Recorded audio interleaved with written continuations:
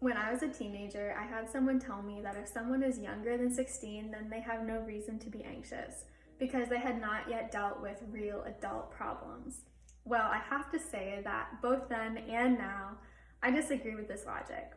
Anxiety is anxiety. Whether it's about paying the bills or meeting a new friend, anxiety gets a hold of all of us, both young and old. Right now, anxiety in teens and young adults is more apparent than ever before. We're sick of COVID and the rules, and we want life to just go back to the way it was before. Yet we have this looming anxiety that may never happen. Will we ever get to go to a youth event again? Will we ever get to socialize with friends like before? Will we ever have a church service without masks and distancing? And what if things get shut down again? Will we have to go that long without seeing everyone again? While we'd all like to pretend that COVID doesn't exist, there's really no benefit in that. Because the anxiety that youth are dealing with as a result of it, it does exist. Think about all the things that commonly happen in those years between adolescence and adulthood. Starting middle school and high school, getting involved in extracurricular activities at school and finding new interests, getting involved in new ministries at church and discovering one's calling, meeting godly romantic interests, graduating, choosing a college and university, traveling to all those places on your bucket list, getting a new job, buying a house, getting married, having kids. This is the age where we dream and plan and we imagine our future.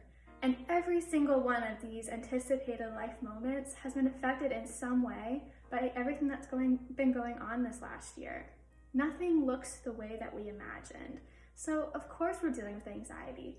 Everyone's plans have been altered, and some have been turned upside down altogether. That being said, it was never God's intention for us to be overtaken with anxiety. Regardless of our anxiety-inducing circumstances or how much our life plans have changed. In Matthew 6, it says, "Do not worry about tomorrow. Tomorrow will worry about itself." It says instead to seek first the kingdom of God and his righteousness. So, how do we keep ourselves from worrying about tomorrow? How do we go on with life knowing that things aren't what we thought they would be? Knowing that things have changed and nothing is happening the way that we expected? We start seeking God's kingdom first.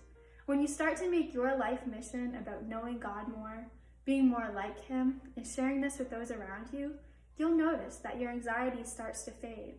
Because once you start spending more time with him, and knowing him more and understanding him more, you'll realize that while you were planning out your life in the way that you thought it should go, he already knew that things would be turned upside down. He placed a call on your life and gave you a purpose, knowing that the world would look a little different than you expected. He wasn't surprised by COVID. It has not changed his plan for you. It has not put your life on hold. When you start focusing on his kingdom and being more like him, you will start to notice this rest and this peace in your soul, regardless of your circumstances. Proverbs 3 verses 5 and 6 in the New Living Translation says, "Trust in the Lord with all your heart. Do not depend on your own understanding. Seek his will in all you do, and he will show you which path to take." Seek God's will, focus on his kingdom, and depend on him for your tomorrow.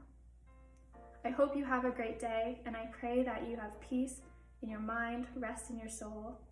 God bless you.